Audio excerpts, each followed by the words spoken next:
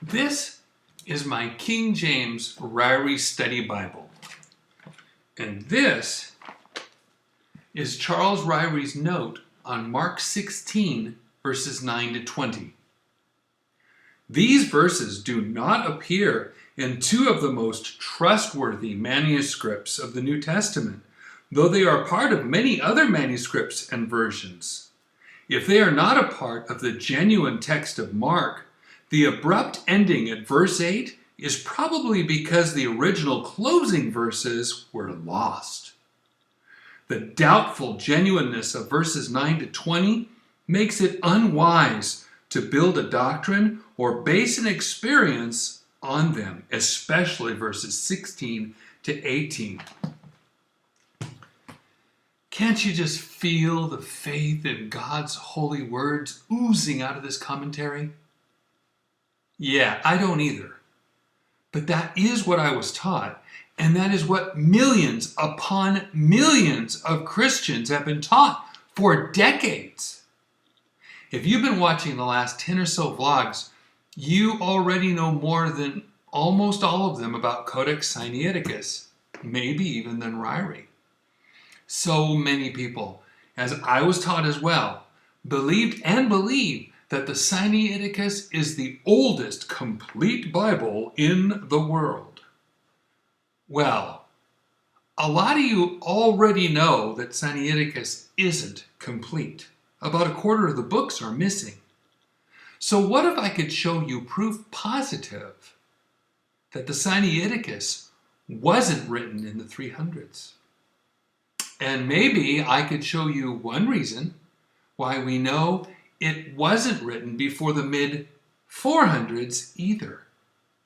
What if I could prove from the Sinaiticus itself that it isn't any older than the 1300s? I've shown you how the oldest and best is not the best. Now, would you like to see how it isn't the oldest either? I found out some great stuff just yesterday. Turn on the subtitles if you need them. Ready? Hi, I'm David Daniels from Chick Publications. I told you before that the New Testament of the Sinaiticus was complete. All 27 books we know are in it, but there are two extra books. The Epistle of Barnabas and the Shepherd of Hermas. Barnabas is complete, but the Shepherd of Hermas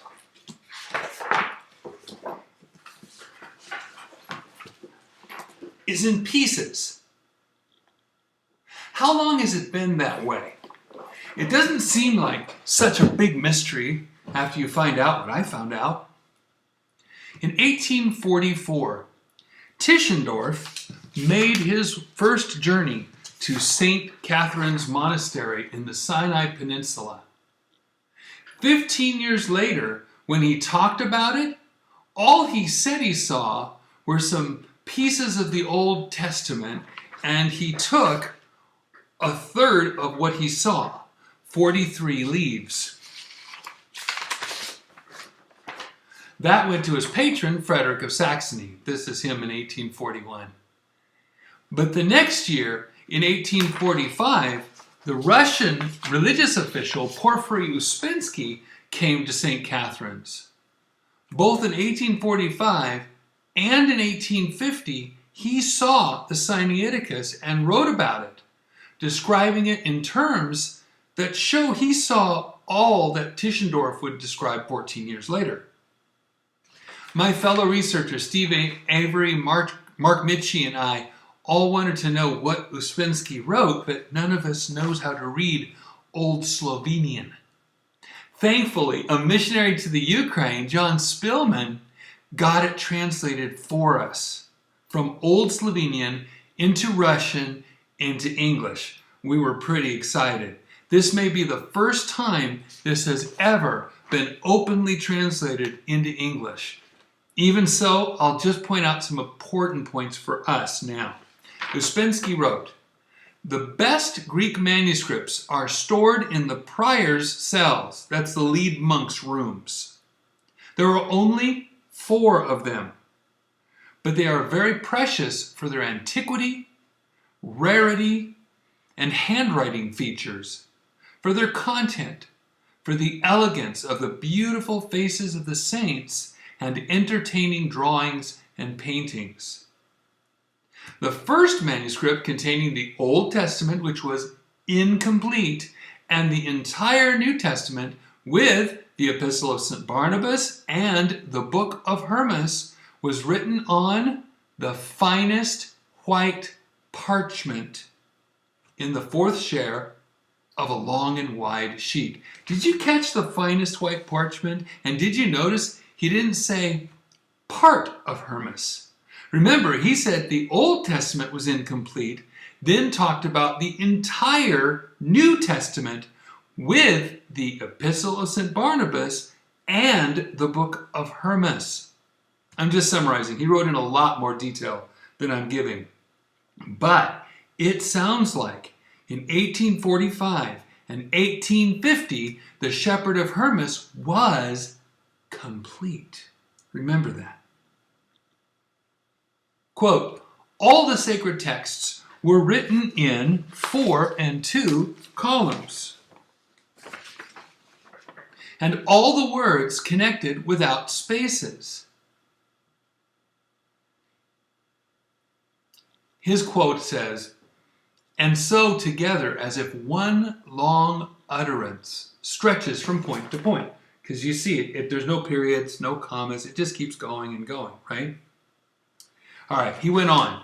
Such a formulation of letters, the way of writing of the sacred text, invented by the Alexandrian deacon Euthalius about 446 AD, and soon abandoned due to the many gaps between the columns on the expensive parchment, prove that this manuscript was published in the 5th century.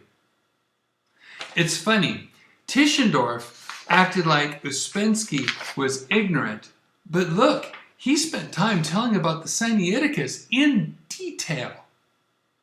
I think Tischendorf didn't want anyone to believe what Uspensky was saying. You see, Uspensky states that Euthalius the deacon in Alexandria came up with that way of writing in columns, like you see in Sinaiticus and Vaticanus.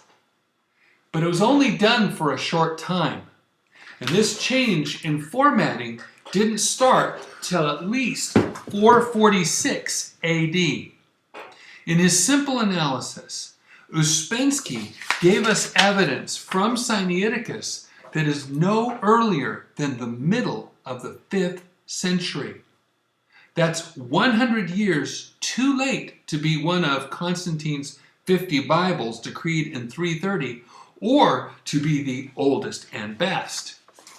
At 450 AD, that puts it at the same age as people date the Alexandrinus. So now, we know that the Sinaiticus can be no older than 450 AD, 5th century. But wait, Vaticanus was also made like that, with 3 columns instead of 4, and lots of empty space. That means Vaticanus can't be older than 450 AD either. So, neither Sinaiticus nor Vaticanus could have been one of Constantine's 50 Bibles, and both are no older than they say Codex Alexandrinus is. But we're not finished. Now it gets really interesting. Let's go back to the Shepherd of Hermas. Many people say that the real Shepherd of Hermas was composed no earlier than about 130 AD and maybe not later than the 160s. And it was originally written in Greek. But all we had for the longest time were Latin copies. There are Codex Vaticanus 3848, dated in the late 1300s AD. There are a few others about the same date. There's the Dresden Codex, dated in the 1400s. These pretty much have the same Latin text between them, but there is one unusual one. It's called Codex Palatinus 150 in the Vatican Library. This Palatine Codex made some changes and clearly switched some Latin terms so that it was different from the other translations of Hermas. But no one saw Hermas in Greek, aside from small quotes out of it by proto-Catholic church fathers like Origen, up until 1855. In 1855, a man claimed that he came from northern Greece, from a hill called Mount Athos, that was filled with 20 Eastern Orthodox monasteries. He said that he found a rare Greek copy of the original Shepherd of Hermas. He got somebody to buy his copy of Hermas, and in 1856 it was published at Leipzig and called Codex Lipsiensis. Oh, here we go. But Tischendorf was shown it, right there, and he had his doubts about the text. He said there was no way it could be an original form from the Greek.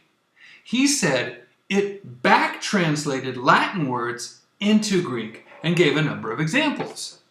That changed the date of the Lipsiensis forward to the late 1300s, the date of the Palatine Codex.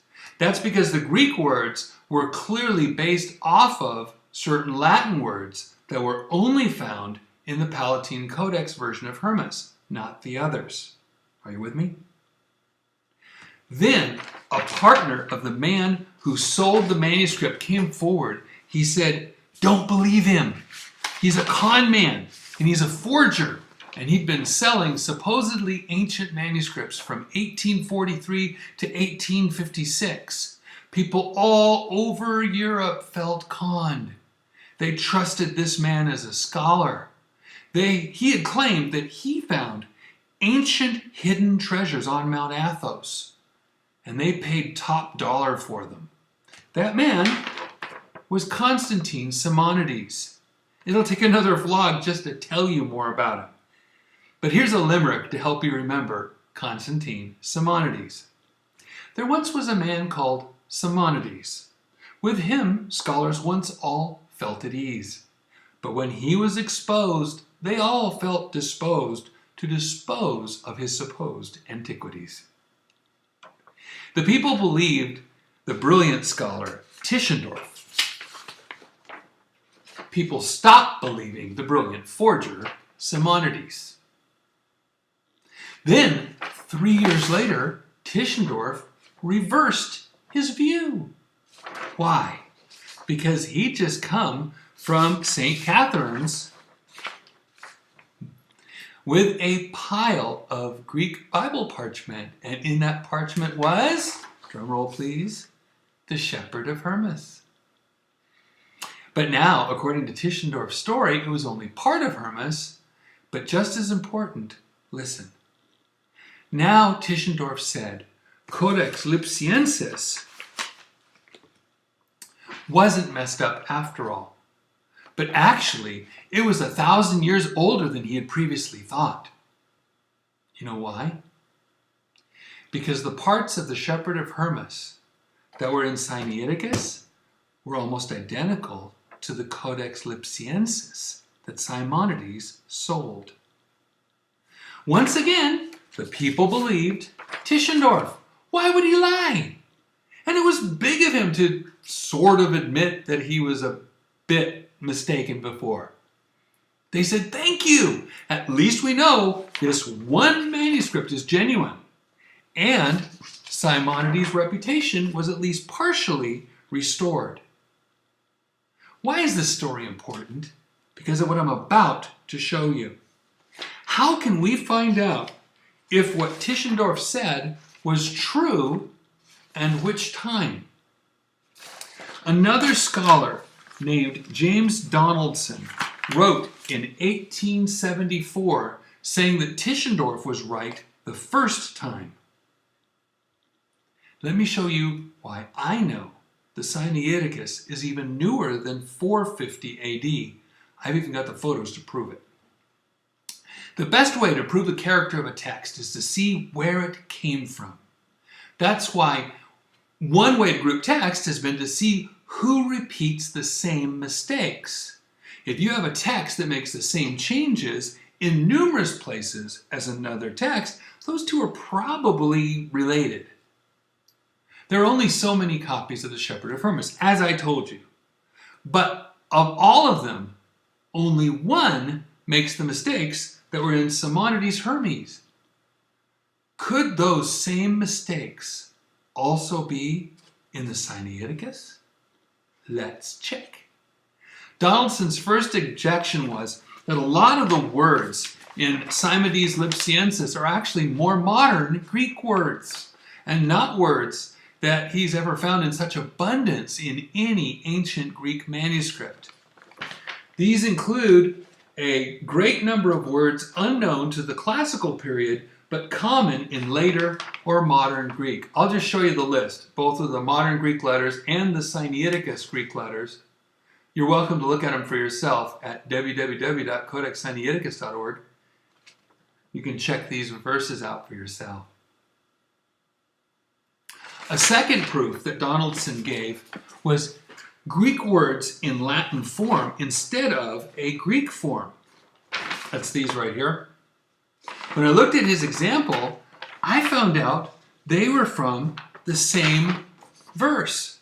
Hermes, or Hermas, same thing, Visions 3, verse 1. Online on codexsinaiticus.org, it's listed as Hermas 9, verse 4. By the way, this is it in the Lipsiensis, the thing that Simonides gave. Here's the page marked out for you, Hermas 9, verse 4. Now I'm going to show you some enhanced detail shots.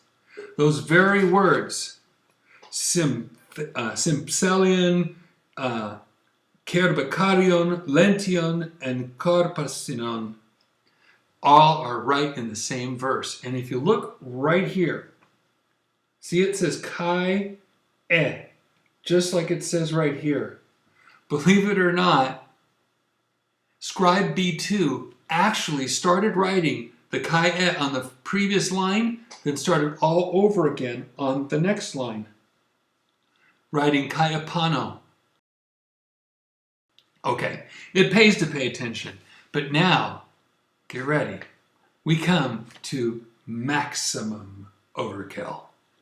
As I said, all but one of the Latin translations of the Shepherd of Hermas are pretty much the same, but one stands out, the Palatine Codex 150 of the Vatican Library. And one example above all convinced me that Simonides Lipsiensis and the Sinaitic Hermes or Hermas are both back translated from the Vatican Palatine Codex. At Visions 1:3, we find this line here. And by the way, or Visions 2:3, sorry. If you look online, it's Hermas 7, verse 4. Go figure. Okay, as Donaldson showed, it's supposed to say, right here, it's supposed to say, but say thou, behold, great tribulation cometh. In Latin, great is magna. In Greek, it's megale. And thlipsis megale is exactly the term great tribulation used 3 times in the New Testament. But the Vatican's Palatine Codex changed magna to maximo. That's like changing great to greatest.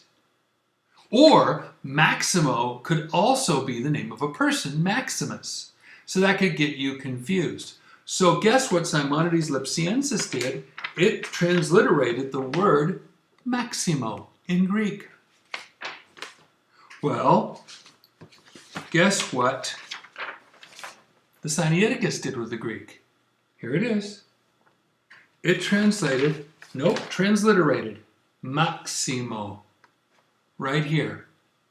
In fact, in Donaldson's words, now we find that the text of the Pastor of Hermas found in the Sinaitic Codex is substantially the same as that given in the Athos manuscript, meaning Codex Lipsiensis, the Shepherd of Hermas that was given by Simonides. The variations are comparatively slight. In fact, the only changes I saw were between the letters EI and I. Seriously.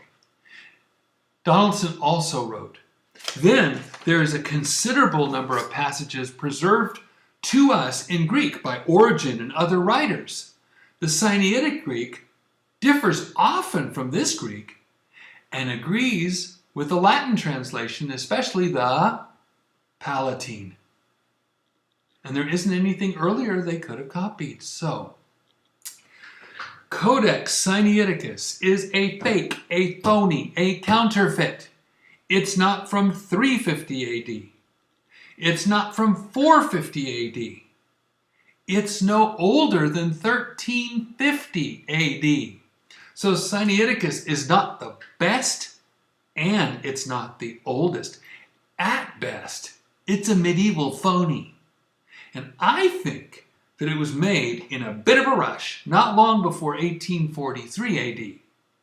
But I don't have to go looking for a hidden book in a monastery. I don't need Rome to give me a partial Bible hidden by monks. My God gave me his book in plain sight. The faith-building, God-exalting, sin-busting, gospel-preaching, 400 plus years tried, tested, and proved King James Bible. Don't leave Rome without it. God bless you and have a wonderful day.